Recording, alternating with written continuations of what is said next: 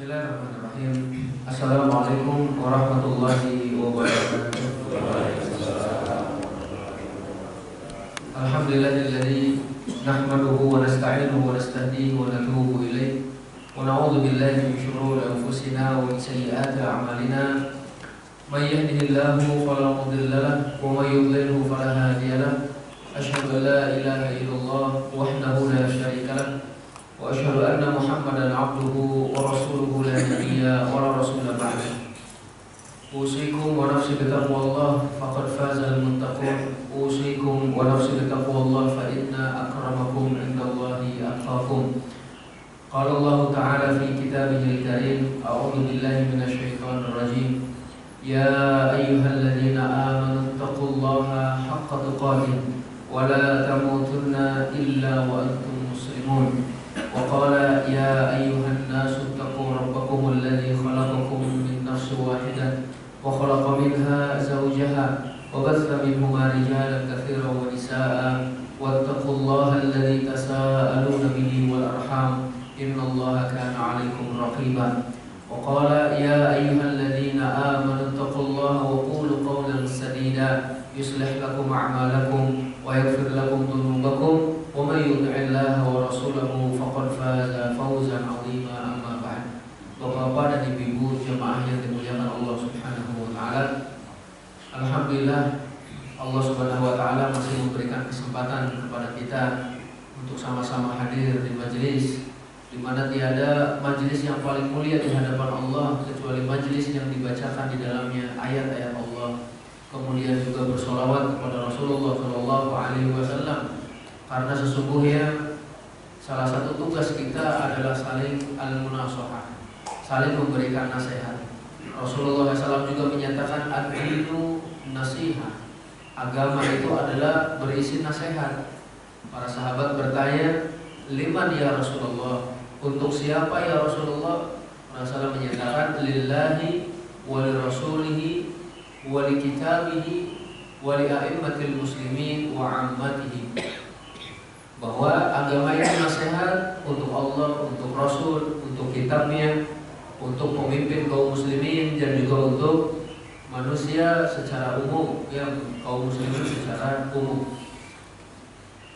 Dan dengan saling memberikan nasihat inilah Bapak sekalian, insya Allah kita akan diberi kekuatan oleh Allah untuk senantiasa istiqomah.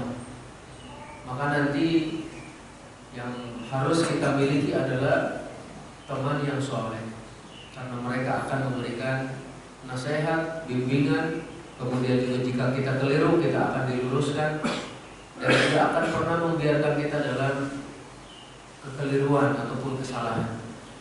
Nah, insya Allah kita akan melanjutkan pembahasan fikih sirah, di mana pada pertemuan yang lalu sudah kita sampaikan kejadian pemboikotan Nabi Muhammad SAW bersama pengikutnya, bahkan beberapa orang kafir juga terkena imbas daripada pemboikotan tersebut.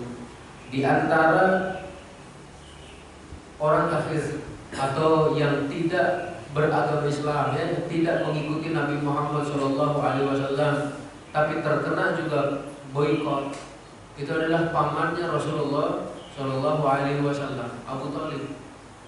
Nah, Bapak sekalian, setelah kejadian pemboikotan tersebut, Abu Thalib ini sakit. Pada tahun ke-10 kenabian, setelah Rasulullah diutus menjadi Rasul 10 tahun itu ya, maka beliau sakit dan terlihat dari fisiknya itu langsung kelihatan sangat tua itu. Ibarat di antara kita Bapak sekalian, jika orang tersebut mohon maaf banyak masalah, kemudian dipikirkan sendiri, nyari jalannya sendiri gitu ya, menjadi beban pikirannya lah intinya itu adalah wajah Allah, maka akan terlihat cepat tua itu, tidak awet muda, awet tua itu. Nah, ada wajah. Ini Abu Thalib pun seperti itu. Abu Thalib semenjak mendapatkan embargo ataupun pemboikotan dari orang-orang kafir pada waktu itu, beliau pun ikut makan. Makannya adalah dedaunan. Sama seperti orang-orang yang kena boikot. Ketika buang air pun seperti kotoran kambing, karena yang dimakannya adalah dedaunan.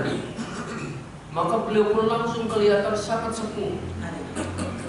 Terlebih Bapak sekalian, beliau bukan hanya memikirkan dirinya sendiri, akan tetapi beliau memikirkan orang yang sangat dicintainya, yaitu Nabi Muhammad SAW.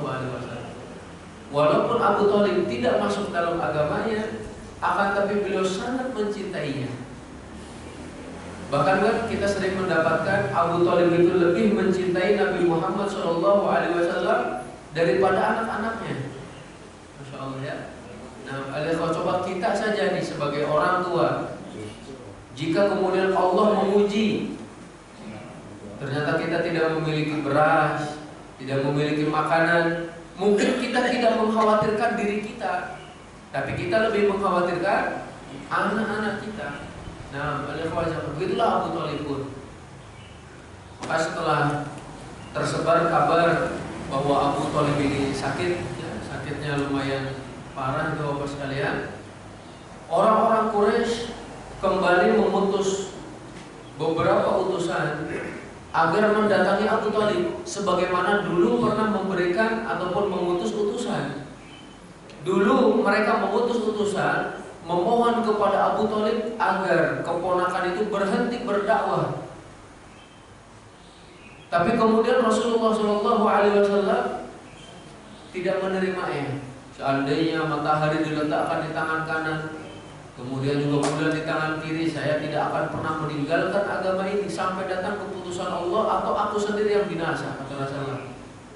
Nah, sekarang mereka mengirim lagi utusan agar jangan sampai orang-orang kafir Quraisy ini mendapatkan celaan dari warga sekitar dan umumnya adalah dari manusia secara umum, karena apa yang diberikan ataupun yang diputuskan oleh Abu Thalib contohnya ternyata berlainan dengan keinginan orang-orang kafir.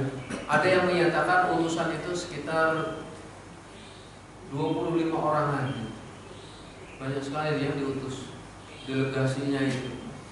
Di antara yang diutus itu ya Abu Jahal sendiri. Abu Jahal kan kita tahu dia adalah Fir'aunnya umat ini, kata Rasulullah.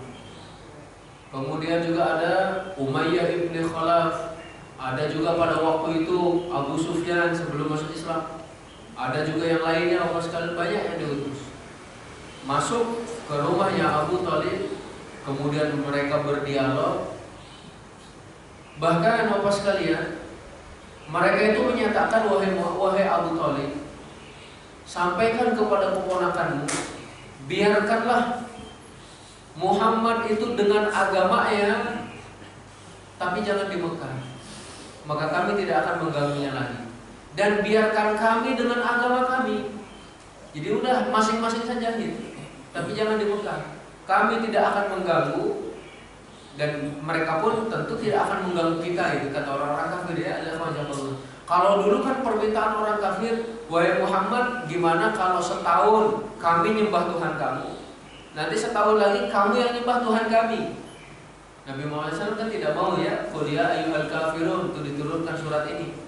Katakan wahai orang-orang kafir, la a'budu ma ta'budun, aku tidak akan pernah menyembah apa yang kalian sembah. Wala antum a'biduna ma'abud, kalian pun bukan penyembah apa yang aku sembah. Dan selanjutnya sampai lakum dinukum waliyadin.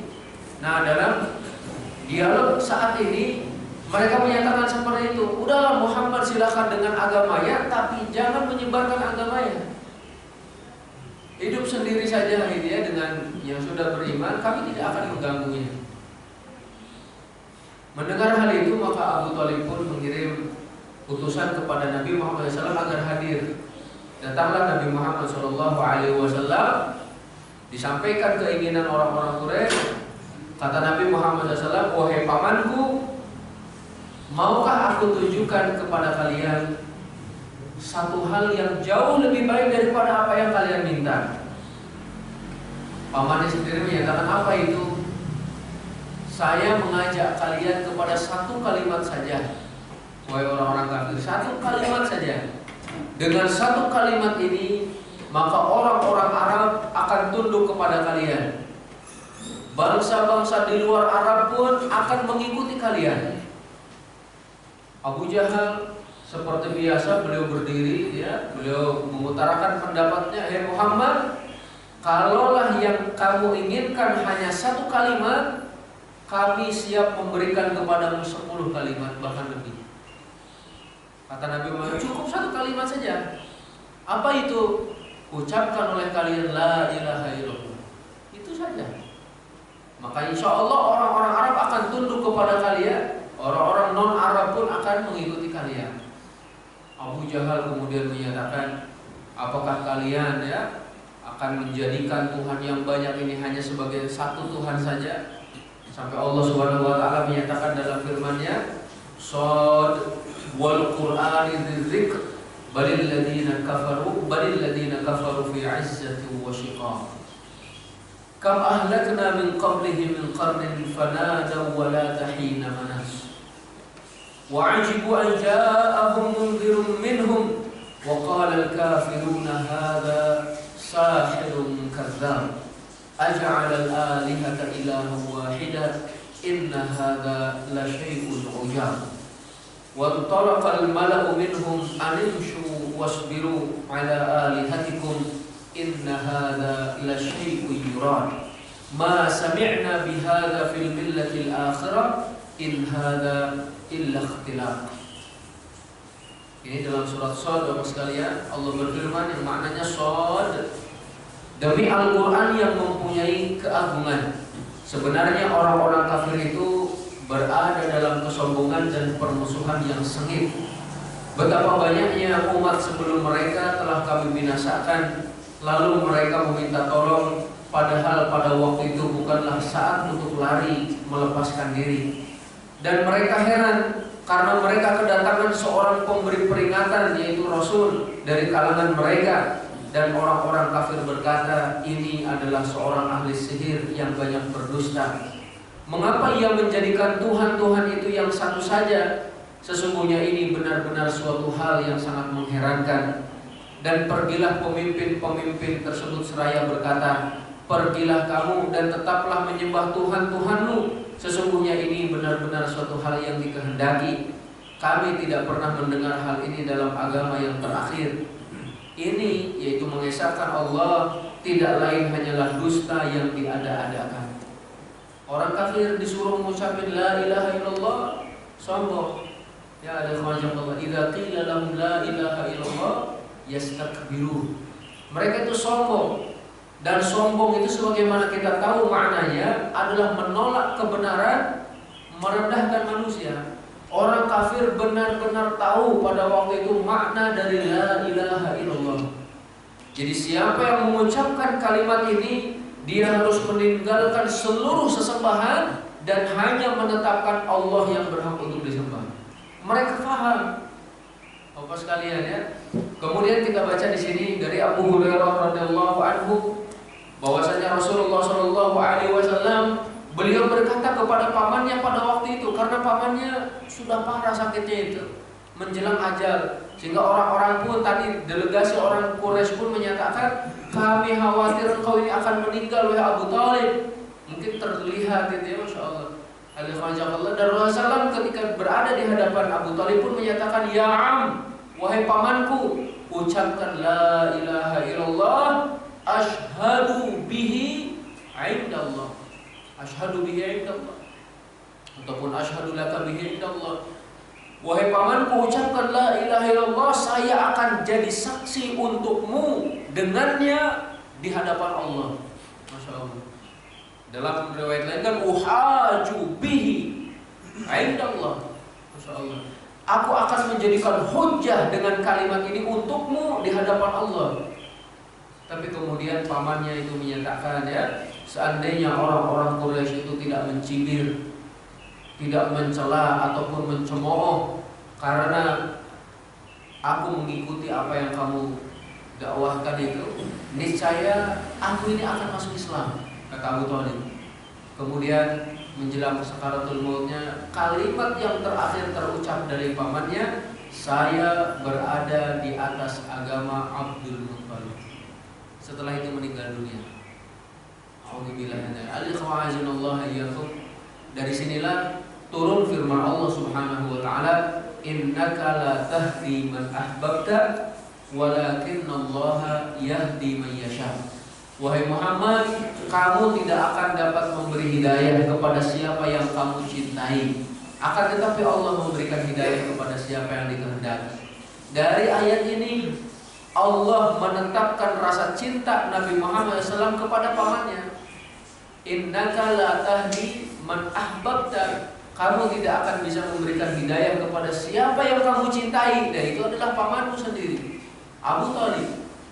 Akan tapi Allah yang memberikan hidayah kepada siapa yang dikehendakinya. Wa huwa a'lamu bil muhtadin. Dan Allah lebih mengetahui siapa yang mau menerima petunjuk.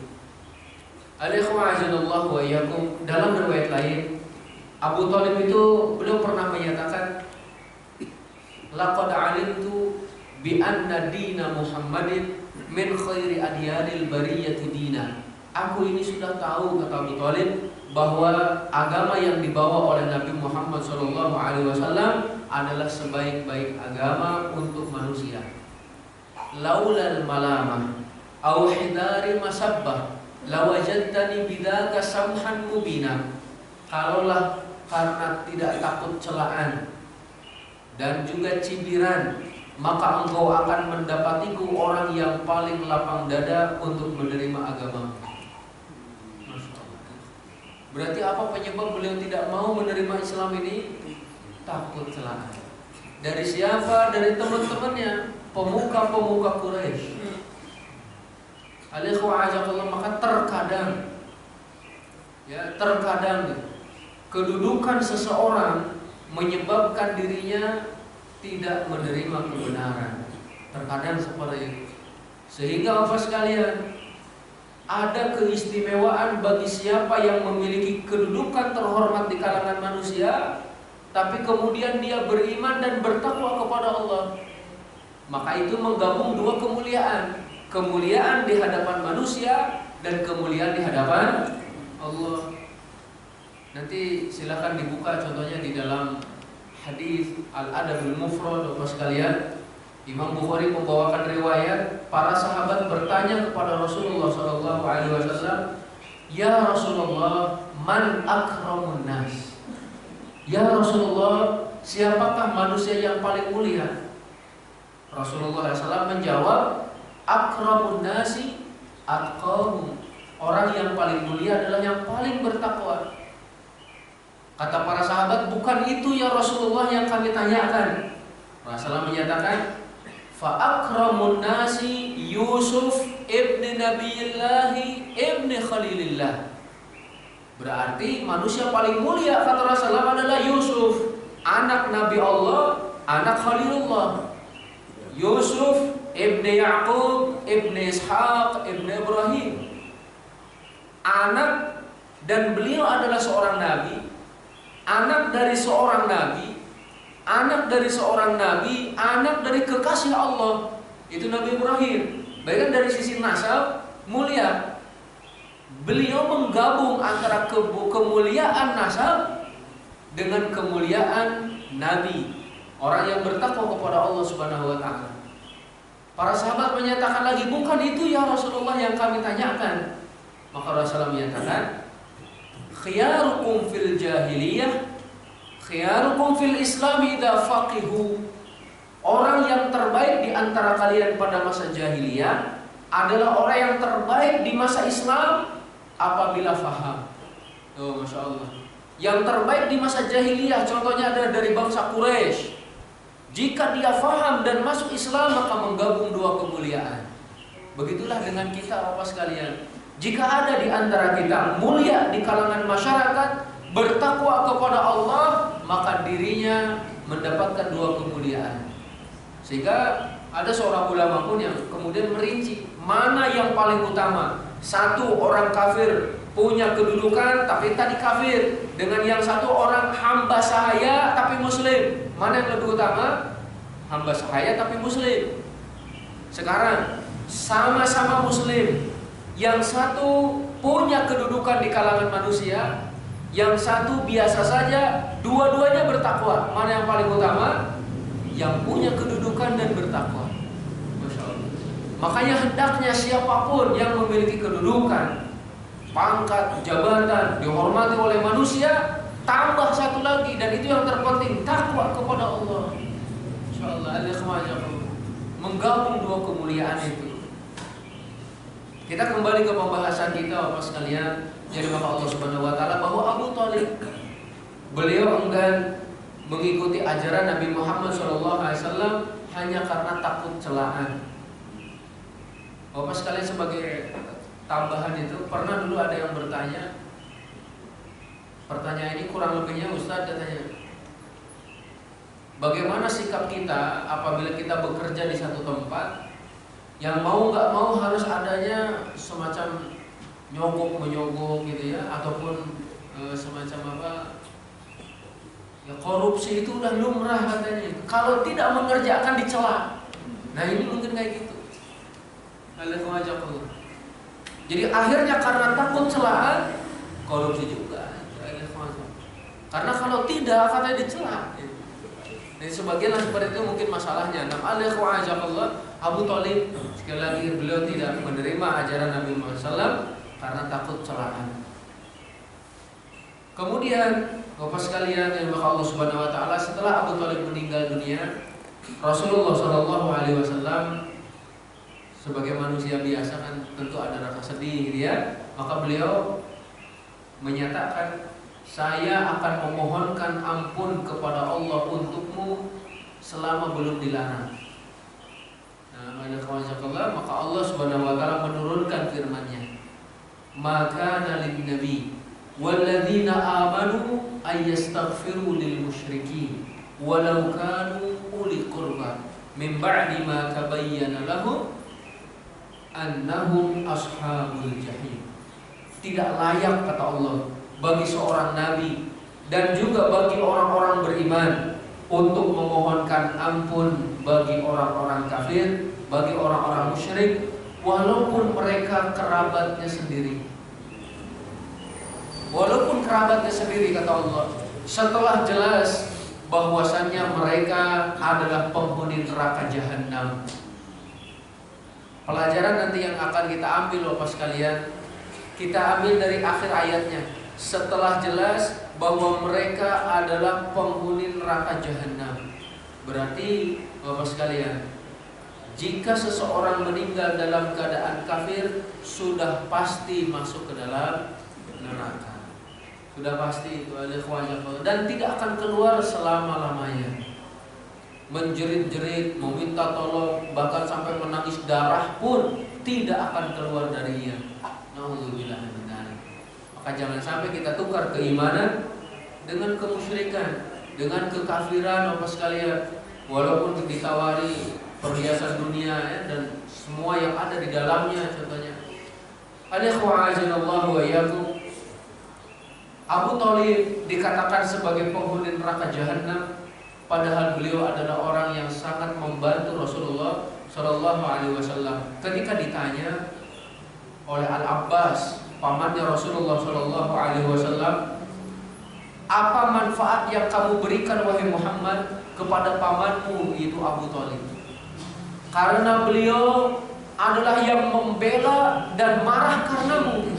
Kalau ada orang kafir yang akan menyakiti Rasulullah SAW, maka dihalangi oleh Abu Thalib, dan mereka segan dengan Abu Thalib. Maka Rasulullah SAW menyatakan, huwa fi dahdahin minan nar.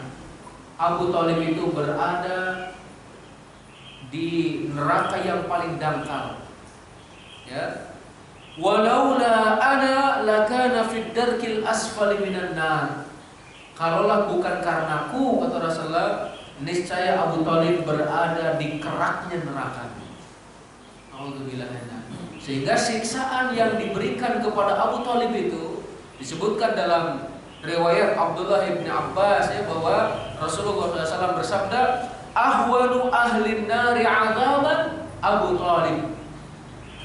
Penghuni neraka yang paling ringan siksaannya adalah Abu Thalib. Bagaimana bentuk siksaannya? Wa huwa munta'ilun bina'laini yaghli minhuma dimaghuhu. Beliau menggunakan sendal dari api sehingga mendidihlah otaknya. Alhamdulillah. Itu siksaannya itu. Dipakein sendal dari bara api, mendidih otaknya. Alhamdulillah. Ada yang menjelaskan Bapak sekalian, kenapa yang disiksa telapak kakinya? Masya Allah ya, itu para ulama sampai terus mencari-cari, kemudian menelaah kenapa yang disiksa itu telapak kakinya. Kalau kita melihat dan mendengar contoh dari Al-Quran, orang kafir itu kan ada yang disetrika punggungnya, ya kan? Bahkan bukan hanya orang kafir, Muslim yang tidak mau zakat padahal sudah wajib zakat, itu kan hartanya itu dikumpulin, dijadikan setrika, disetrikain ke punggungnya, ke jidatnya itu, ke dahinya, ke badannya. Na'udzubillah. Ada juga yang Allah menyatakan kami bakar mereka itu setiap kali kulitnya sudah gosong diganti dengan kulit yang baru.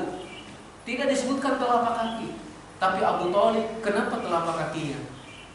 Maka ada yang menyatakan karena Bapak sekalian seluruh anggota tubuh Abu Thalib sebenarnya ngikut Nabi Muhammad SAW, membela Nabi Muhammad SAW, kecuali kedua kakinya yang tetap berada di millahnya Abdul Muttalib, di agamanya Abdul Muttalib. Maka disiksanya dari sana, dari sumber kekafirannya. Bapak sekalian yang dimuliakan Allah Subhanahu wa taala, dan tidak ada orang ya menyangka bahwa azab seperti ini adalah azab paling ringan. Justru mereka akan menganggap ini adalah azab yang sangat berat, sampai mendidih otaknya itu gimana. Dan nanti dalam riwayat lain pun menyatakan orang yang disiksa dengan siksaan paling ringan menganggap bahwa dirinya mendapatkan siksa paling berat. Nah, Bapak sekalian yang dimuliakan Allah Subhanahu wa taala, jangan sampai berangan-angan mampir ke dalam neraka. Alhamdulillah. Sebagian orang kan terkadang wallah alam bisa alhamdulillah hindari. Enggak apa-apa lah korupsi dikit, jadi mampirnya juga dikit di nerakanya. Mampir kayak gini mau gitu. Alhamdulillah hindari. Ini yang paling ringan Bapak sekalian. Dulu kita pernah menyinggung bahwa orang yang suka mencuri itu sampai disampaikan oleh Rasulullah SAW ketika khutbah gerhana bahwa dia nanti akan bersender di tongkat yang digunakan untuk mencurinya sampai disiksa. Alhamdulillah. Nah, sekarang kita ambil pelajaran dari kisah meninggalnya Abu Thalib. Beliau meninggal dalam usia 80 tahunan. Ada yang menyatakan sekitar 88 tahunan. Intinya 80 tahun lebih gitu ya. Usia beliau itu. Alhamdulillah. Yang pertama, keagungan kalimat la ilaha illallah. Masyaallah, alhamdulillah. Sampai siapa yang mengucapkannya, Rasulullah SAW akan menjadi pelindungnya nanti pada hari kiamat. Akan menjadikan hujjah kepada Allah bahwa si fulan sudah mengucapkan la ilaha illallah. Nah, kemudian juga dulu Nabi Musa alaihissalam pernah berdoa kepada Allah Subhanahu wa taala, "Ya Rabb, 'allimni kalimah ad'uka bihi wa azkuruka." Ya Allah, ajarkan kepadaku satu kalimat saja yang dengan satu kalimat tersebut saya bisa berdoa dan memohon ya. Aku bisa berdoa dan berzikir kepadamu.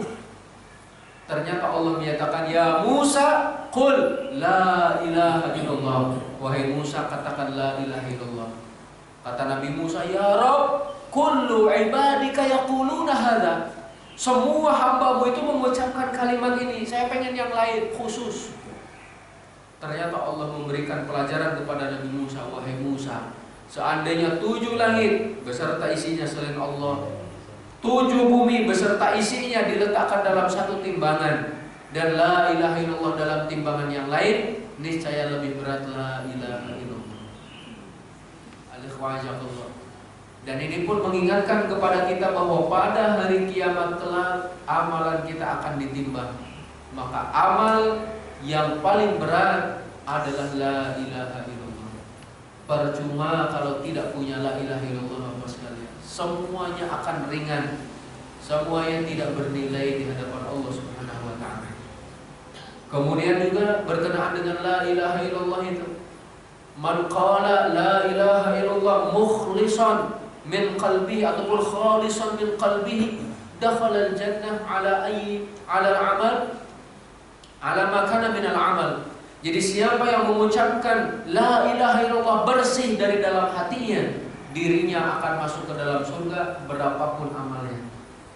Walaupun dikit, yang penting punya modal la ilaha illallah, masuk surga.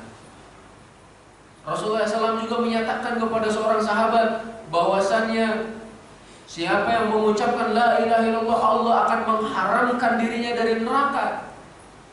Sehingga sahabat itu menyatakan, ya Rasulullah, apakah saya sampaikan kabar gembira ini kepada manusia? Kata Rasulullah, jangan sekarang disampaikannya, karena nanti mereka itu akan menyandarkan dirinya kepada la ilaha illallah dan tidak mau beramal.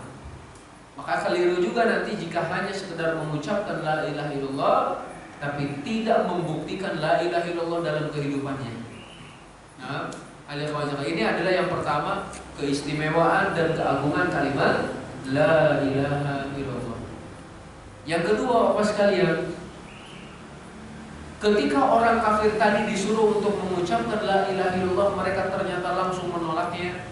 Ini menunjukkan bahwa mereka benar-benar faham la ilaha illallah. Sekarang mari kita lihat generasi kita saat ini. Apakah mereka faham la ilaha illallah? Mereka mengucapkannya tapi ternyata masih datang ke dukun, masih nyembelih untuk Nyi Roro Selatan itu.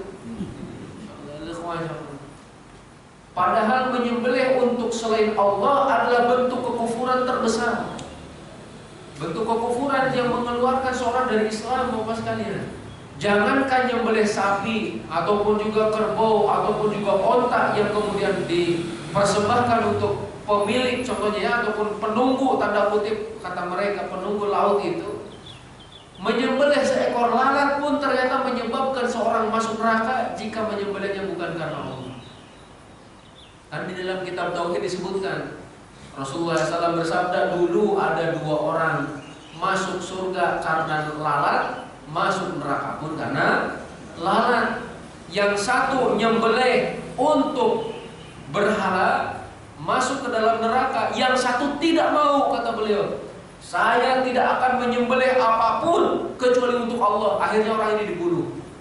Kedua orang ini kan melewati satu kaum, tidak boleh lewat kecuali harus memberikan sembelihan itu. Itu pembedanya. Sekarang saya tanyakan, kira-kira agama mana yang menyembelih seekor lalat untuk Tuhannya? Kan tidak ada. Akan tetapi ini sebagai permisalan, sebagai contoh bahwasanya sekecil apapun ibadah, jika diniatkan, jika ditujukan bukan untuk Allah, bahaya akhirnya. Kita melangkahkan kaki menuju masjid, kalau niatnya karena Allah, satu langkah berbuah pahala, satu langkah juga berbuah menghapuskan dosa, mengangkat derajat seperti itu. Tapi kalau bukan karena Allah, percuma. Yang didapat hanya capek, yang didapat hanya rasa kantuk gitu ya, dan letih pada itu. Maka dari sini juga berarti kita harus terus mendalami makna la ilaha illallah. Allah berfirman, fa'lam annahu la ilaha illallah. Ketahui, kata Allah, ilmui bahwasanya tidak ada ilah yang berhak disembah kecuali Allah Subhanahu wa ta'ala. Yang selanjutnya pelajarannya apa sekalian?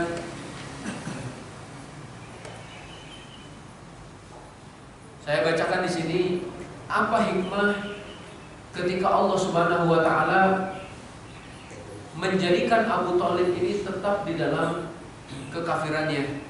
Di sini ada yang menyatakan seperti ini, bahwa Rasulullah Imam Ibnu Katsir beliau menyatakan, sesungguhnya Allah telah menguji hati Abu Thalib dengan perasaan cintanya kepada Nabi Muhammad SAW secara tabiat, bukan cinta atas dasar agama. Dengan tetapnya Abu Thalib mengikuti agama kaumnya itu merupakan hikmah besar dari Allah agar dia tetap bisa melakukan peran perlindungan dan pembelaan kepada Rasulullah Shallallahu Alaihi Wasallam.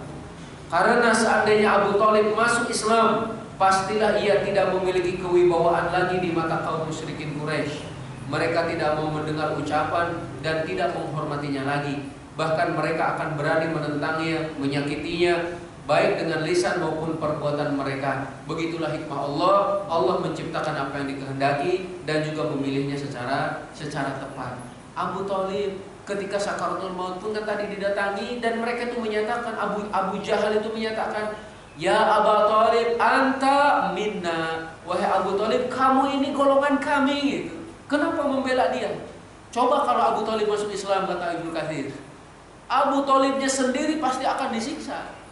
Abu Thalibnya sendiri tidak akan dihormati, bahkan kehilangan kewibawaannya itu. Makanya hikmah itu di sana, sehingga Abu Thalib terus membela Rasulullah SAW. Orang kafir pun segan. Nah, al-ikhwajah. Selanjutnya Ibnu Qayyim juga menyatakan, sungguh merupakan hikmah Allah yang sangat besar ketika Abu Thalib tetap pada agama kaumnya, sebab di dalamnya terdapat kemaslahatan yang sangat banyak bagi siapapun yang mau merenungkannya. Al-ikhwajah iyyakum. Pelajaran yang selanjutnya juga, ketika Rasulullah SAW berusaha sekuat tenaga, setiap waktunya digunakan untuk berdakwah. Kalau ada yang bertanya, apakah ada kekeliruan dalam dakwah Rasul? Tentu jawabannya tidak. Atau mungkin cara menyampaikannya kurang tepat? Tidak juga. Rasulullah SAW adalah memberikan cara yang terbaik.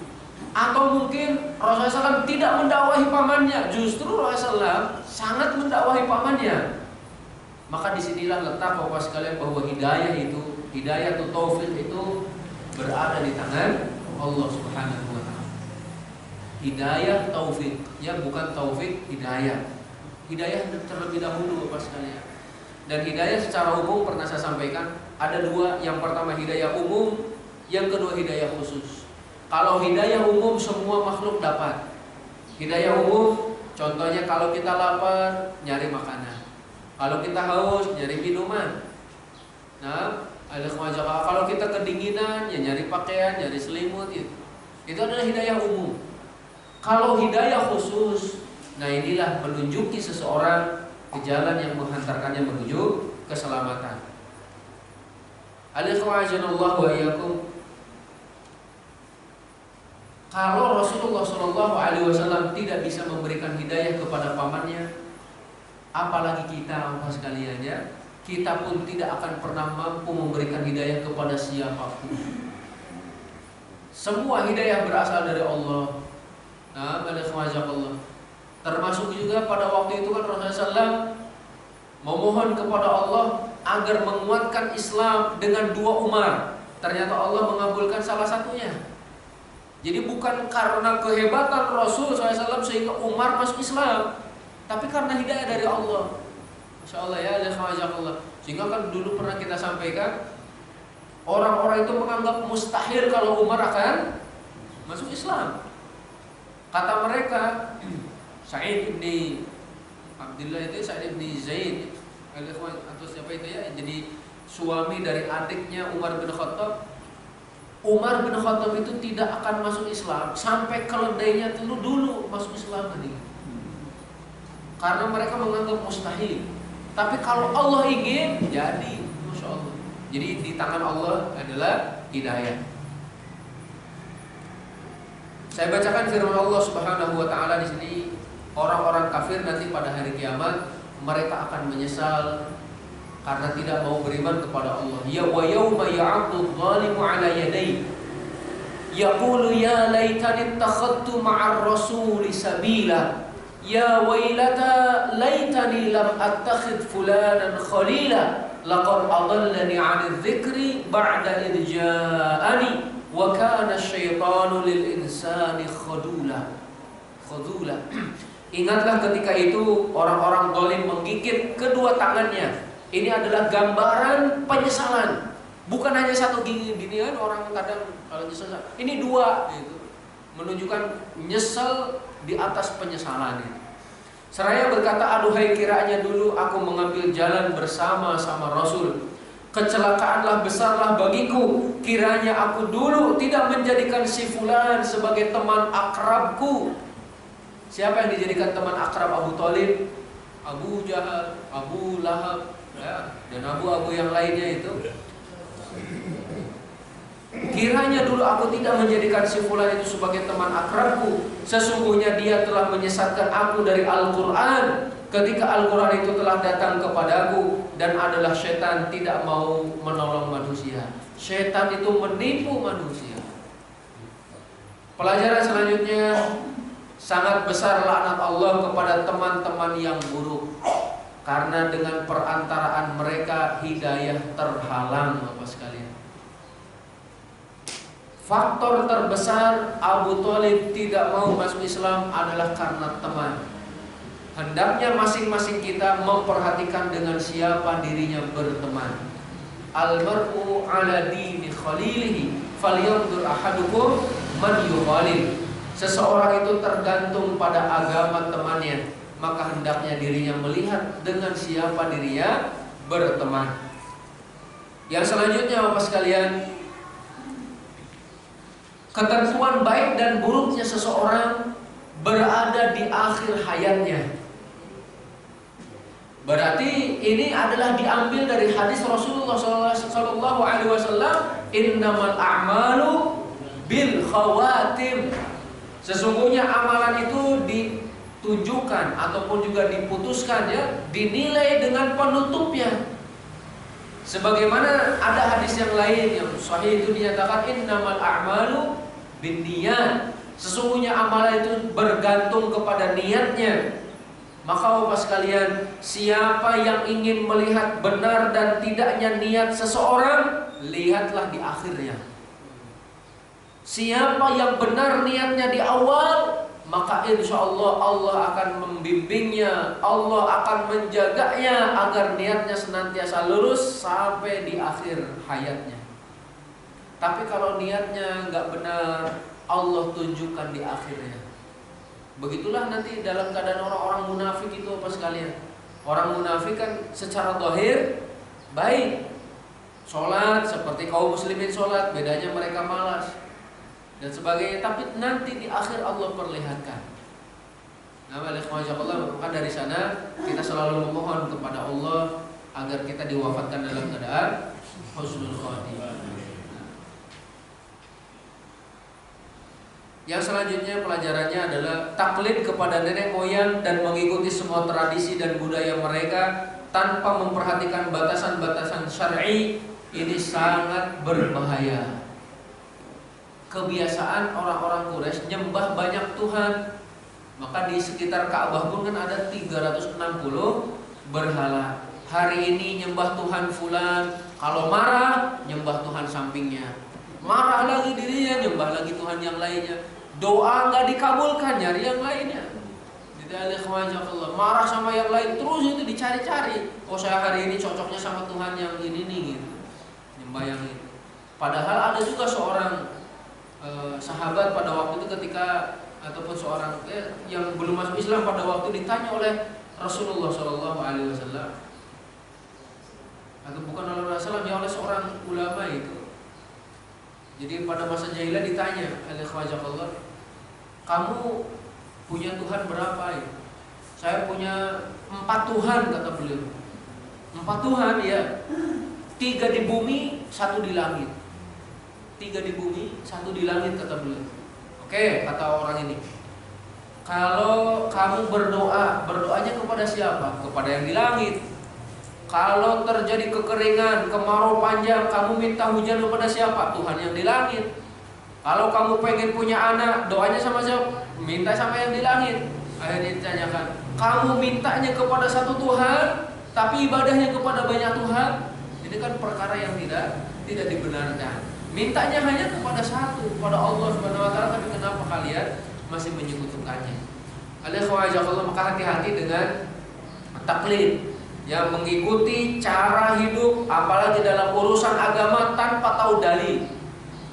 Jangan ikut-ikutan, harus ada dalilnya. Imam Syafi'i pun menyatakan, kami tidak rela, katanya, ada yang mengikuti kami sebelum tahu dari mana kami ngambilnya. Kami ngambil itu dari Al-Quran, dari hadis. Maka hendaknya kita tahu Bapak sekalian, apa yang menjadi dasar dan pijakan para ulama terdahulu. Ibnu Qayyim al-Jauziyah belum menyatakan tidak ada sesuatu yang paling berbahaya bagi seseorang daripada kekuasaan tradisi atas dirinya. Ya, sebab orang-orang kafir itu tidak menentang para rasul, melainkan disebabkan tradisi dan budaya yang telah melekat, yang mereka warisi dari generasi-generasi sebelumnya. Maka Bapak sekalian, hindari dalil pokoknya. Kenapa kamu mengerjakan ini? Oh, pokoknya. Ada yang walaupun nggak tahu ya, hindari seperti itu. Yang selanjutnya pelajarannya bahwa hidayah di tangan Allah Subhanahu wa taala, tadi sudah disampaikan. Kemudian pelajaran yang selanjutnya juga dahsyatnya azab neraka. Yang paling ringan sampai mendidih otaknya, lalu bagaimana kalau yang paling berat? Mungkin bisa melepuh tulang-tulangnya, hangus tubuhnya, ya. Alhamdulillah. Kita tidak mengetahui akan, tapi gambarnya seperti itu. Dan ada sebuah riwayat yang menyatakan lau qatarat qatratun minaz zakum. Seandainya satu tetes zakum netes ke bumi, hancurlah bumi ini. Hancur bumi ini Bapak sekalian. Lalu bagaimana kalau zakum menjadi makanannya? Yang selanjutnya bahwasanya Abu Thalib meninggal dalam kekafiran. Maka ini membantah pendapat yang menyatakan Abu Thalib itu beriman. Karena ada orang yang mengatakan seperti Abu Thalib itu beriman. Bahkan bukan hanya Abu Thalib, iblis adalah makhluk paling beriman katanya. Itu biasanya jil, jaringan iblis laknatullah, ini yang mengatakannya. Nah, selanjutnya juga dalam kisah ini nampak jelas pemenuhan hak-hak yang terkait dengan sanak kerabat. Jadi Rasulullah SAW tetap menjalin hubungan silaturahim, ya, kemudian berdakwah kepadanya, mengucapkan kalimat-kalimat yang baik sampai di akhir hayatnya. Dan pelajaran selanjutnya juga Bapak sekalian, orang kafir akan mencari berbagai cara untuk mengeluarkan seseorang dari Islam sampai meninggal dunia. Terbuktikan mereka tidak membiarkan Abu Thalib saat sakaratul maut, didatangi, didampingi. Kalau kaum muslimin datang untuk mendampinginya, membaca talqin itu, membaca la ilaha illallah, maka orang kafir menyatakan, apakah kamu rela meninggalkan agama nenek moyangmu? Akhirnya dia goyang-goyang itu, pilih akhirnya di agama nenek moyangnya, ya. Nasallallahu alaihi. Jazakallahu khair. Sampai di sini dulu dapat kita sampaikan. Insyaallah bulan depan kita masuk perjalanan Rasulullah SAW ke Taif. Mungkin bapak-bapak yang pernah ke sana pernah tahu ya Taif. Bayangkan dari Mekah ke Taif gitu ya, jauh sekali. Ditambah panas, terik gitu ya. Jazakallahu khair. Mudah-mudahan ada manfaat. Alhamdulillah, jazakumullah kabir pada Ustaz Abdul Khalid yang telah menyampaikan pelajarannya pagi hari ini. Itu terkait masalah dakwah Rasulullah terhadap pamannya Abu Thalib. Ustaz, mohon maaf kalau sebelum saya lemparkan ke jamaah, saya mau tanya masalah sebenarnya kalimat di dalam Al-Quran yang berbunyi ashabun nari hum fiha khalidun, ya, itu ditujukan hanya untuk orang kafir atau termasuk munafik, zalim, fasik? Mohon dijelaskan. Karena kalau fasik, zalim, munafik itu kan bisa kemungkinan mereka orang Islam, ya. Kalau kafir, memang mereka orang yang ingkar, tidak mengakui Allah, kan itu. Nah, jadi kalimat hum fiha khalidun, yang ashabun nar hum fiha khalidun, itu ditujukan siapa? Jazakallahu khair. Pertanyaan sangat bagus sekali Bapak sekalian. Jadi yang di belakang Allah Subhanahu wa taala. Contoh ayatnya dalam surah Al-Baqarah, walladzina kafaru wa kadzdzabu biayatina ulaika ashabun nar hum fiha khalidun. Bahwa orang-orang kafir kepada Allah, mendustakan ayat-ayat Allah, mereka adalah penghuni neraka dan mereka kekal di dalamnya. Kekekalan di dalam neraka Bapak sekalian hanya untuk orang kafir yang mati dalam kekafiran. Ya, orang kafir yang mati dalam kekafiran. Adapun orang mukmin yang berbuat dosa tapi terpaksa mampir ke neraka, tidak ada yang abadi, tidak selama-lamanya di dalam neraka. Orang fasik contohnya, fasik itu dia iman, punya iman dalam hatinya, ada iman di dalam rongga hatinya itu, tapi banyak berbuat dosa, maka dirinya mampir ke dalam neraka, ya sesuai keputusan Allah itu, sesuai dengan dosanya. Kalau dosanya banyak, ya membersihkannya pun barangkali agak lama. Kalau dosanya dikit, baru dicemplungin udah bersih, contoh itu, segera dinaikkan. Kita juga kalau nyuci pakaian sulit ininya, dihilangkannya mungkin bukan sekedar pakai sabun, ya, tambah sikat, tambah lagi cairan yang lain contohnya, bukan hanya sekedar dicelupin, dikucek-kucek juga, bahkan ada yang sampai diinjak-injak karena harus menghilangkan kotorannya. Bahkan sebagian mencuci baju itu dengan menggunakan air panas. Kenapa coba? Cepat menghilangkan nodanya katanya itu, pakai air hangat itu. Alias wajah. Begitulah. Tapi tidak selamanya di dalam neraka. Jadi intinya siapa yang ada keimanan di dalam hatinya tidak akan kekal di dalam neraka. Dia akan di neraka pun, kalaupun dia masuk neraka, sesuai dengan kadar dosanya. Ya seperti itu. Jazakallah. Jadi yang kekal dalam neraka hanya orang-orang kafir dan mati dalam kekafiran. Jazakallah. Baik, ada pertanyaan di Bapak dan Ibu? Cukup? Ada?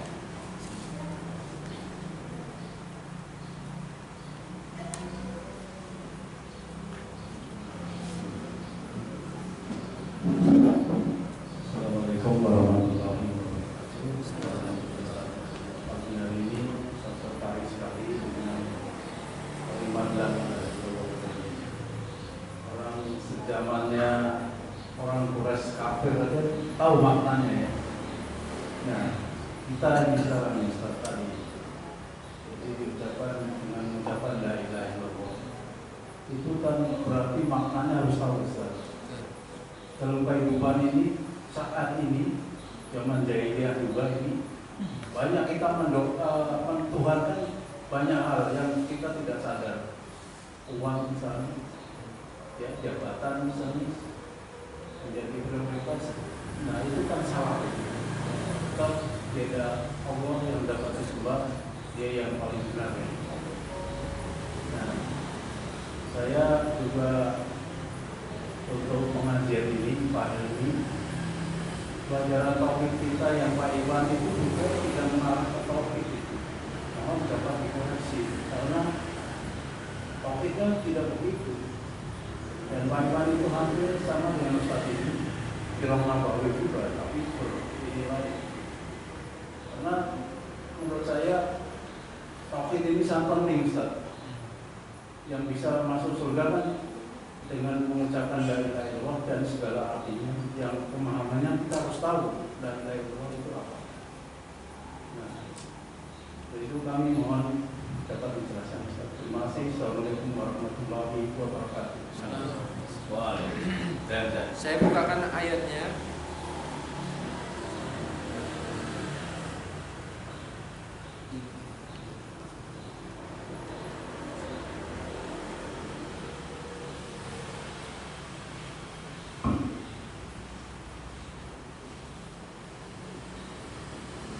Jadi di antara manusia ada yang menjadikan hawa nafsunya itu sebagai Tuhan. Ya. Ada yang menjadikan hawa nafsu sebagai Tuhan. Maka Bapak sekalian, siapa yang menganggap bahwa selain Allah dapat memberikan manfaat dan madarat, maka dia sudah menuhankan hal tersebut. Dia menganggap bahwa rizkinya karena jabatannya. Contohnya itu ya, itu menuhankan jabatan berarti. Sehingga berbagai cara dilakukan untuk menggapai jabatan ini. Keliru juga Mas kalian. Atau juga orang yang percaya contohnya dengan batu ali, batu aki, batu giok, batu asam, batu kali gitu. Nah, sehingga dia batu koral juga. Sehingga dia selalu mengusap-usap batu itu dalam sehari lebih dari 50 kali mungkin. Padahal istrinya nggak pernah diusap. Ini juga kan keliru juga itu. Maka betul sekarang kebutuhan kita untuk memahami la ilaha illallah melebihi kebutuhan kita terhadap makanan dan minuman, Bapak sekalian. Kita terus pelajari la ilaha illallah agar jangan sampai kita menisbatkan sesuatu itu kepada makhluk. Contohnya kan ada keyakinan jahiliyah itu ketika hujan, kita dituruni hujan karena bintang fulan. Karena bintang fulan. Ada juga yang kemudian malah dianggap bisa menahan hujan. Ini juga kan keliru juga.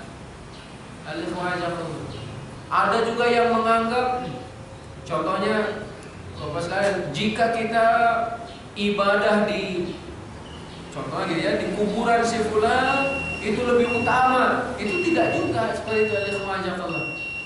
Dan selanjutnya lah, intinya dalam masalah tauhid ini harus kita perdalam, kita harus bersihkan dari semua cabang-cabang kesyirikan agar benar-benar menghadap Allah dengan sesuatu yang paling istimewa. Yaitu adalah tauhid. Nah, Allah mudah-mudahan dimanapun itu, maka yang pertama dan yang paling utama yang menjadi fokus pemikiran kita, fokus perhatian kita adalah tauhid. Kita belajar sirah mungkin secara umum, secara sekilas menurut manusia cuman perjalanan hidup, tapi ternyata di dalamnya tauhid. Masya Allah, di dalamnya nanti ada hukum, di dalamnya juga nanti ada masalah muamalah. Jazakallah khair. Barakallah. Baik, alhamdulillah kita ucapkan terima kasih sekali lagi untuk Ustaz kita. Semoga Allah menambah kebahagiaan untuk beliau dan untuk kita semua. Dan untuk besok pagi saya mohon kepada Ustaz Imam Sujoko, mudah-mudahan kita semua diberikan kesehatan dan kesempatan untuk bisa mengikuti acara tersebut. Dan pada taklim kita pada pagi hari ini sama-sama kita tutup dengan hamdalah dan doa kafaratul majlis. Alhamdulillah Rabbil Alamin. Subhanakallahumma wa bihamdika asyhadu an la ilaha illa anta astaghfiruka wa atubu ilaik. Wa billahi taufiq wal hidayah. Assalamualaikum warahmatullahi wabarakatuh.